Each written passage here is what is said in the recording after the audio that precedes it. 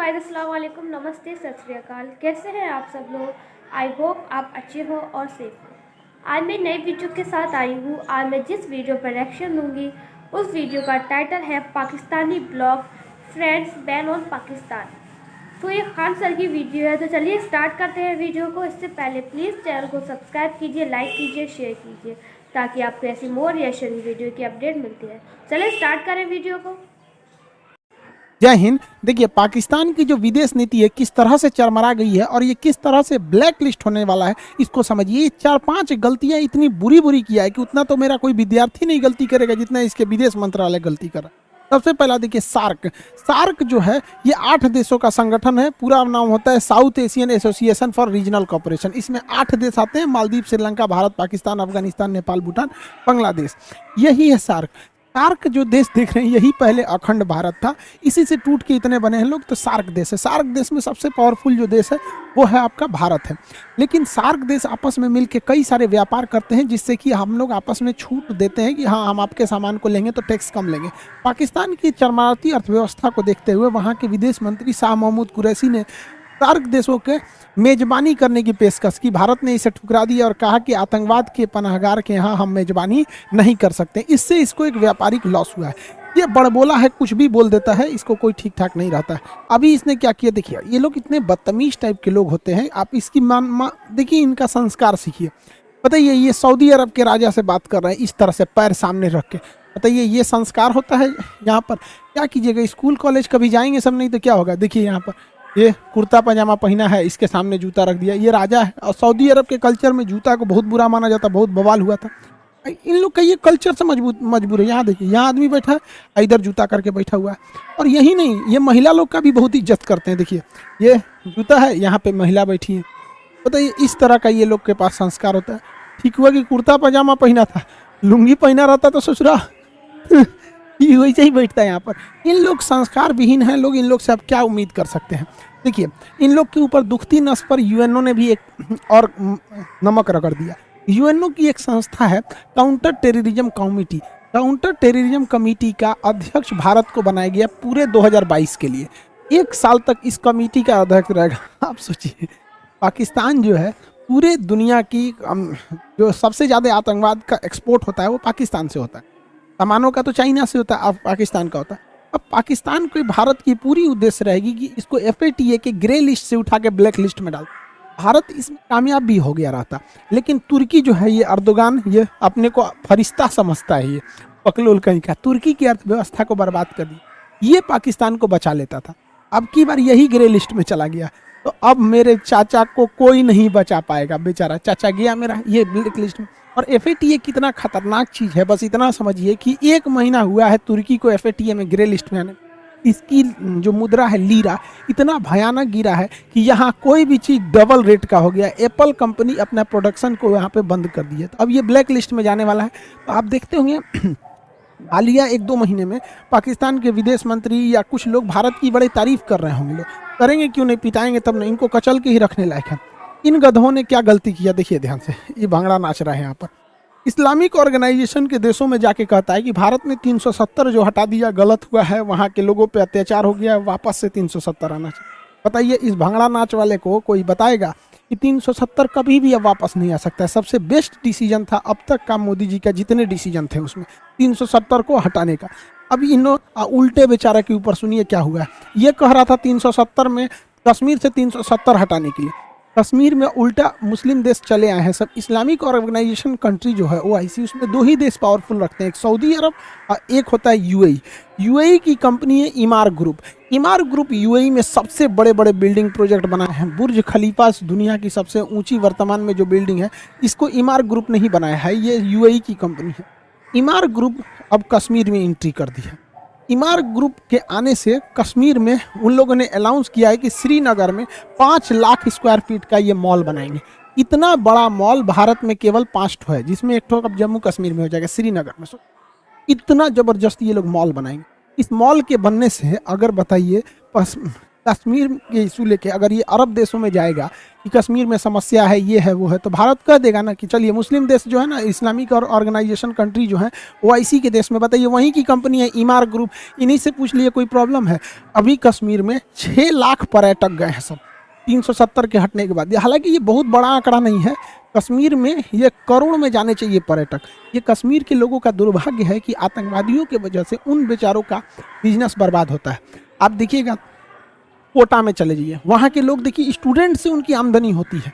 दिल्ली में जाइए मुखर्जी नगर, स्टूडेंट से, पटना आके देखिए स्टूडेंट से ही चाय की दुकान, सब्जी की, जिधर जिधर स्टूडेंट रहते हैं या जहाँ पर्यटक रहते हैं, पर्यटकों की वजह से लाखों की कमाई हो जाती है। आप देहरादून जाके देखिएगा कोई होटल खाली नहीं रहेगा।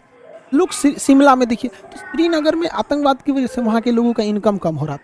तो अभी 6 लाख वहाँ पर टूरिस्ट घूमने गए थे और 18,000 करोड़ रुपए का इन्वेस्टमेंट हुआ। सोचिए ये कश्मीर के लोगों के लिए कितना अच्छा बात है। हर भारतीय चाहता है कि वो लोग भी हमारे से कदम से कदम मिला के चले। अब जैसे अब सोचिए 5 लाख स्क्वायर फीट का अगर मॉल बनाना है, आप ही को अगर मान के चलिए कि पटना में हम ही को एक बिल्डिंग बनाना है, तो सीमेंट पटना से खरीदेंगे, बालू सीमेंट गिट्टी मजदूर सारा तो यहीं से ले आएंगे कि लुधियाना से उठा के लाएंगे, यहीं से ले आएंगे।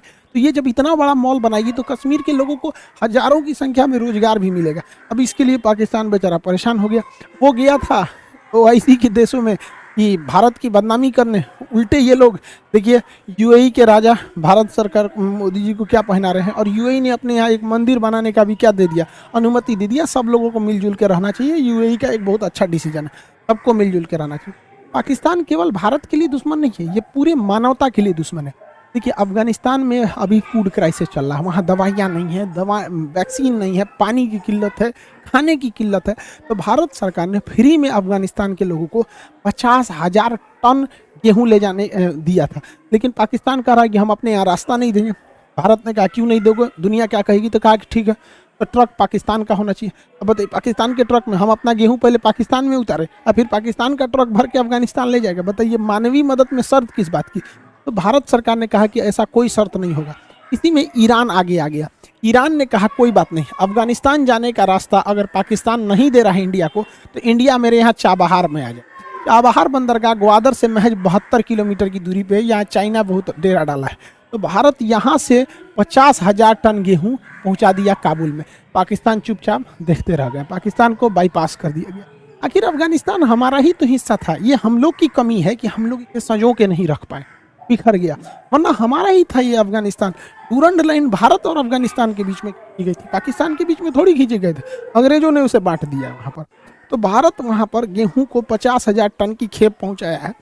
देखिए कैसे गेहूं को दिया जाता है, पानी वाली जहाज में ऐसे ऊपर से हॉपर खोल दिया जाता है, इसमें पूरा गेहूं भर दिया जाता है, बोरा ओरा में नहीं, पूरा इसे गेहूं भर दिया और वहाँ उतार लिया जाएगा। पूरी बड़ी सी जहाज में इसे लोड करके भेज दिया गया वहाँ अफगानिस्तान के लोगों को। इतनी भूखमरी है अफगानिस्तान के लोगों का, ये हाल हो गया है और इन पाकिस्तानियों को समझ में नहीं आ रहा है। मानवता शर्मसार हो गई है, ये हमारा ही हिस्सा था, अखंड भारत होके रहेगा। अखंड भारत ही, जब तक अखंड भारत नहीं रहेगा एशिया में शांति नहीं हो सकती। इन लोगों को खाना वगैरह पहुंचाया गया है। साथ में काबुल में बच्चों का केवल एक ही हॉस्पिटल है, इंदिरा गांधी हॉस्पिटल, बच्चों का हॉस्पिटल। छोटे मासूम बच्चों को बीमारियां हो जाती हैं, तो पाकिस्तान वाले बम फोड़ने के सिवा डॉक्टर तो जानते नहीं है सब। तो यहाँ इन बच्चों के लिए भारत ने 2 टन दवाइयाँ भेजी है। सोचिए हम लोग 10 दिन का 15 दिन का दवाई खरीदते हैं, भारत ने 2 टन दवाइयाँ भेजी हैं इस बच्चों के लिए। इतना बड़ा हॉस्पिटल भारत ने बनाया है अफगानिस्तान के लोगों की, ये होती है मानवता। सलमा डैम बनाया, सहतूत डैम बनाया, वहाँ का संसद भवन बनाया, हॉस्पिटल बनाया, सड़कें बनाया अफगानिस्तान के लोगों के लिए। यहाँ पर भारत ने उन लोगों को 5 लाख कोरोना की वैक्सीन डाली है, जबकि पाकिस्तान वाले तो कहते हैं कि वैक्सीन मत लो, ये अमेरिका की चाल है, अमेरिका तुम्हारा दिमाग कंट्रोल कर लेगा। अरे पाकिस्तानियों, पैजामा में नाड़ा डालने के सिवा आता क्या है कि कोई तुम्हारा दिमाग हाईजेक करेगा? क्या जानते हो तुम लोग? लुंगी बांधना, पैजामा में नाड़ा डालना, बम फोड़ना, ताज होटल उड़ा दो, कश्मीरियों को बदनाम कर दो, इनका दिमाग पता नहीं कौन हाईजेक करेगा। दुनिया को फुर्सतें नहीं नाड़ा डालेंगे पैजामा में, इनका दिमाग हाईजेक करके। तो ये अब सोचिए, अफगानिस्तान के लोगों को बताना चाहिए कि तुम्हारे में कितनी बड़ी बाधा आ रही है, पाकिस्तान नहीं जाने देना चाह रहा है। तालिबान ने भारत की भी धन्यवाद कहा है कि हम भारत की मानवीय मदद की हम सराहना करते हैं। ये भारतीय मीडिया को चाहिए कि ये सवाल बहुत जोर शोर से उठाए, विश्व पटल पर कि इससे पाकिस्तान की थूथू हो और अफगानिस्तान भारत के लिए और करीब आ सके। तो भारत की मीडिया को ये सब पता थोड़े रहता है, वो तो खाली यही बताएगी, नमस्कार आज आपको बताते हैं देखिए राहुल गांधी ने नरेंद्र मोदी को दांते काट लिया। अरे सोचा तू नहीं, यही सब बतेबे करेगा इंडिया के मीडिया में, ये सब बात नहीं बताएगा। पाकिस्तान पगला गया है ससुरा। कि फरवरी में चाइना में विंटर ओलंपिक हो रहा है, इस विंटर ओलंपिक में चाइना ने ना मेरे चाचा को चीफ गेस्ट बन के बुलाया इसको अल्लाह मेहरबान तो गधा पहलवान अजब हाल है भाई, अजब तेरी कुदरत, अजब तेरा खेल, छछुंदर के सर पे चमेली का तेल वाह वाह। लेकिन इसको चीफ गेस्ट बनाया और ये गधा चीफ गेस्ट बन गया, जबकि इसे नहीं बनना चाहिए। इस चीफ गेस्ट बनना या विंटर ओलंपिक में भाग लेना, ये अमेरिका से खुली दुश्मनी हो जाएगी। रीजन क्या है कि अमेरिका ने चीन के, अमेरिका ब्रिटेन हो गया, अमेरिका हो गया, ऑस्ट्रेलिया हो गया, जापान हो गया, ये क्वाड वाले देश में जो थे ये चीन के विंटर ओलंपिक का बहिष्कार किए। वहाँ एक टेनिस खिलाड़ी का रेप हुआ था, उसने बोल दिया तो उसी को उल्टे जेल में डाल दिया। तो अमेरिका भड़का हुआ है, किस पे भड़का है? चीन पे भड़का हुआ है। अब देखिए चीन जो है पाकिस्तान को बुला लिया है चीफ गेस्ट बना के, और रूस को भी बुला लिया उद्घाटन समारोह में। भारत को इसमें नहीं जाना चाहिए, लेकिन भारत फिर भी जा रहा है। तो खैर भारत साइड में बैठ के टुकुर टुकुर देख रहा है, क्योंकि भारत के लोग पढ़े लिखे हैं, जानते हैं कि पाकिस्तान कितनी बड़ी गलती करने जा रहा है। अब जरा देखिए, अमेरिका ने कहा है कि कोई भी देश विंटर ओलंपिक में न जाए अगर जाएगा तो हमारा विरोध होगा। और ये सब पाकिस्तान चीफ गेस्ट बन के चल गया, और रूस भी चला आया है। तो अमेरिका, रूस इधर ही भी गया है, रूस भी गया है, ये तो खुश है अदर ऑफ कोरोना। अब जरा समझिए, अमेरिका घुसियाया है, अमेरिका रूस का तो कुछ बिगाड़ नहीं पाएगा, अमेरिका चाइना का भी कुछ नहीं बिगाड़ पाएगा। बच गया कौन? पाकिस्तान, इनको बर्बाद कर देगा। अब बताओ, आज तक जो बाइडेन ने इसको फोन तक नहीं किया है, बताइए, एक फोन कॉल नहीं किया। एक बच्चा भी रहेगा अगर पॉलिटी का क्लास किया होगा मेरा, तो उसको समझ होगा कि अमेरिका से दुश्मनी लेना ठीक नहीं है। अब हथियार की सप्लाई इसको ज़्यादातर अमेरिका देता है, अमेरिका F-16 जहाज देता है इन लोग को, उनका पाट पुर्जाई बंद कर दिया है। अब उड़ाएंगे कौन से भैया? वो मोटरसाइकिल और टेम्पू थोड़े है कि तनी मनी हिल डुल कर रहा है तब वो चलो, जहाज गिर जाएगा उन लोग का। लेकिन नहीं, बैल जाएंगे चीफ गेस्ट बन के यहाँ पे। इतना कम दिमाग है इन सब का, क्या बताया जाए। अभी भारत ने क्या किया, बहुत खतरनाक चाल चल दिया रीजन में, पूरी तरह पाकिस्तान को आइसोलेट करने के लिए। रीजन क्या है समझिए, अभी भारत ने फ्रांस को कहा है कि फ्रांस आप पूरे यूरोप के देशों को कहिए कि पाकिस्तान को हथियार न दे। फ्रांस कह रहा है ठीक है, फ्रांस अगर यूरोप के देशों को मना दिया कि तुम पाकिस्तान को हथियार की सप्लाई मत करो, तो पाकिस्तान पूरी तरह से पंगु हो जाएगा। और फ्रांस ये कर सकता है क्योंकि यूरोपीय यूनियन जो है वो यूरोपीय यूनियन का अभी अध्यक्ष है फ्रांस। यूरोपीय यूनियन में फ्रांस बहुत पावरफुल है, और अगर यूरोपीय यूनियन के अध्यक्ष से फ्रांस ने पास करा लिया कि पाकिस्तान को हथियार की सप्लाई न इटली करेगा न जर्मनी करेगा, कोई नहीं करेगा, तो पाकिस्तान का जितना एमुनेशन और पूरा उसके डिफेंस सिस्टम उसका रीढ़ टूट जाएगा। क्योंकि विंटर ओलंपिक को ज्वाइन करके ये जो बाइडेन से अपने बैर ले लिया है, वहाँ का हथियार खत्म। और अगर यूरोपीय यूनियन वालों ने बंद कर दिया तो इनका जो टैंक का इंजन आना है वो बंद हो जाएगा, हाई क्वालिटी के जो रडार हैं वो खत्म हो जाएंगे इनके अंदर का। जो मिराज जहाज है उसको फ्रांस रोक सकता है, रोक भी दिया है उसने। यहाँ पर जितने भी उनके जो बैटल शिप वगैरह हैं, हेलीकॉप्टर के इंजन वगैरह हैं, क्रूज मिसाइलें हैं, जो भी एमुनिशन हथियार हैं, ये सारी की सारी सप्लाई बंद हो जाएगा। अमेरिका बंद हो गया, अब पूरे यूरोप वाले बंद कर दिए, तो बचता है चाइना। रूस तो इनको देगा नहीं पाकिस्तान को। चाइना का हथियार आपको पिछले वीडियो में बताए थे कि चाइना के मिसाइल मारा तो मिसाइल लगा तो फटबे नहीं किया। आतंकवादी सब देखा, सब अरे मिसाइल गिरा है भागो, फटबे नहीं किया। अभी 3 दिन से, मतलब 1 हफ्ता से वैसे ही पड़ा हुआ है, नहीं फटा है यहाँ पर। अब आप कहेंगे कि फ्रांस ऐसा कर सकता है, तो फ्रांस तो कर सकता है। क्यों कर सकता है समझिए, यूरोपीय यूनियन जो है यूरोप के देशों का अपना एक संगठन है। यूरोपीय यूनियन की अध्यक्ष का पद अभी फ्रांस के पास है, इसलिए सारा कमान इसी के पास है। यूरोपीय यूनियन में सबसे पावरफुल था ब्रिटेन, जो हट चुका है। अतः ब्रिटेन अब यूरोपीय यूनियन में है नहीं, ब्रिटेन हट चुका है। तो यूरोपीय यूनियन में केवल 2 देश शक्तिशाली हैं, फ्रांस और जर्मनी। फ्रांस और जर्मनी, इन दोनों का भारत से बहुत जमता है, और इन दोनों का पाकिस्तान से थोड़ा भी नहीं जमता है। और इसमें फ्रांस के हाथ में आया है तो पूरे यूरोपीय यूनियन को बैन लगा दिया, तो डिफेंस सिस्टम बर्बाद हो जाएगा। और इन गधों ने कर दिया, और भारत ने फ्रांस से कह दिया है। फ्रांस और भारत की दोस्ती कितनी बेहतरीन है आप समझ सकते हैं वहाँ पर। अब आप कहेंगे कि फ्रांस ऐसा करेगा क्यों? फ्रांस ऐसा कर देगा। समझिए कैसे कर देगा। देखिए, याद कीजिए अप्रैल का महीना, 1 साल पहले याद कीजिए, चार्ली हेब्डो के कार्टून विवाद था तो पाकिस्तान में लोगों ने गरियाया था फ्रांस को। फ्रांस का प्रोडक्ट का बाइकआउट किया गया था पूरे अरब देशों में। किक आउट फ्रांस एम्बेसडर, इन्होंने अपने संसद से पाकिस्तान वालों ने पारित करा दिया कि फ्रांस के राजदूत को बाहर निकालो। बाद में पता चला कि पाकिस्तान में फ्रांस का कोई राजदूत नहीं रहता है। इस तरह से फ्रांस के राजदूत का, राष्ट्रपति का पुतला जलाया इन लोगों ने, चप्पल से रौंद दिया फ्रांस के राष्ट्रपति को। अब फ्रांस की जनता भी अपनी राष्ट्रपति से कह रही है कि पाकिस्तान से बदला लो। फ्रांस में इलेक्शन भी है, फ्रांस के पास पूरी अध्यक्षता का पद है। अब ये इन लोग को छोड़ेगा नहीं। इतना उत्पात मचाए थे ये लोग कि इस पर हम वीडियो भी बनाए थे अप्रैल में कि फ्रांस से पंगा लेकर फंस गया पाकिस्तान। पंचर साटने वाले पाकिस्तान ने राफेल बनाने वाले से क्या लिया, बदला लिया। अप्रैल में बनाए थे और इसमें बताए थे कि ये लोग किस तरह से बेवकूफ़ी कर रहे हैं। यहाँ स्पष्ट लिखा है बैनर पर कि बाइकआउट फ्रांस। यहाँ इमाम मैक्रन का फोटो पे इसे काटा गया है। ध्यान से अगर देखेंगे यहाँ पर तो स्पष्ट लग रहा है कि ये फ्रांस का ही, पाकिस्तान का वीडियो है और लिखा भी है सारा पाकिस्तान का ही। हम उस समय भी 1 साल पहले भी पाकिस्तान को समझाए थे कि तुमको भारी पड़ेगा फ्रांस से दुश्मनी, लेकिन नहीं। हम इसी वीडियो में इन बच्चों को भी समझाए थे। आपको याद होगा ये वाला वीडियो, पूरे पाकिस्तान वालों में आग लगा दिया था कि खान सर ने क्या बोल दिया। ये आप देखेंगे, प्रूफ के लिए हम यहाँ रखे भी हैं। ललन टॉप का स्क्रीनशॉट है। इस पे एक पाकिस्तानी ने ना ट्वीट किया था, वकील सिवान खान के नाम पर खुद को मुसलमान साबित करने वाले अमित सिंह पर कार्रवाई होनी चाहिए।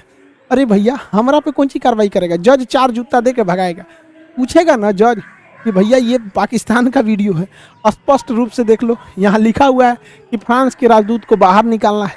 तो हम, अब बताइए, अगर लोग ये कहते पाकिस्तान के बारे में बोले तो पाकिस्तान के लोगों को तकलीफ हो तो समझ में आना चाहिए। इंडिया में ट्वीट करके, इंडिया में ट्विटर पे ट्रेंड करा दिया था सब। 22 मई 2021 को देखिए 9 बजे, रिपोर्ट ऑन खान सर, वाह, अलर्ट जारी किया गया था। इसलिए अब बताओ भैया, हम तो बोले थे पाकिस्तान को तकलीफ हुआ किसी और को, अब फिर उन्हीं को बोल दो कि पाकिस्तानी हो तो गुस्सा भी लग जाता है।